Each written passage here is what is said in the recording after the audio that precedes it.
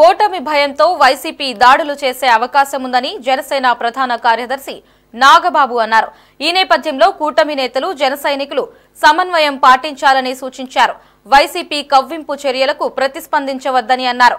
YCP పరాజయం అంచుల్లో ఉందని, ఓట్ల లెక్కింపు సమయంలో సమన్వయం పాటించి ఈసీకి సహకరించాలని సూచించారు. మనం ప్రజాస్వామ్యాన్ని గౌరవిద్దాం, ఖచ్చితంగా కూటమి ప్రభుత్వం ఏర్పడుతుందని నాగబాబు ధీమా వ్యక్తం చేశారు.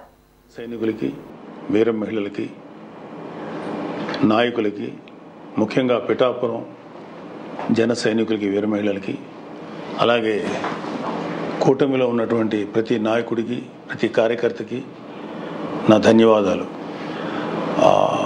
ముఖ్యంగా ఇవాళ కూటమి విజయానికి చేరువలో ఉంది.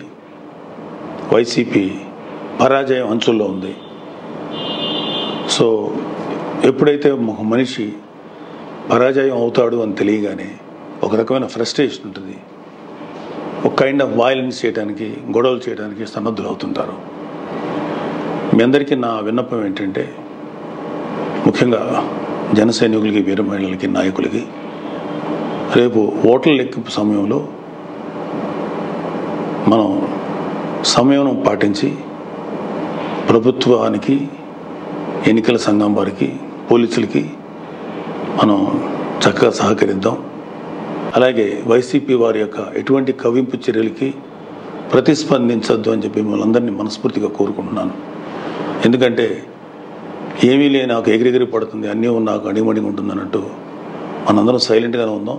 కూటమి సభ్యులందరికీ, అలాగే జనసేన కార్యకర్తలకి, వీర మహిళలందరికీ ఒక మనవి, మనం ప్రజాస్వామ్యాన్ని గౌరవిద్దాం. ప్రజాస్వామ్యానికి వ్యతిరేకంగా మనం ఏం చేయొద్దు. పోలీసులకి, ఎన్నికల సంఘానికి సంపూర్ణంగా సహకరిద్దాం. మన డెమోక్రటిక్ స్పిరిట్ని మనం నిలబెట్టుకుందాం.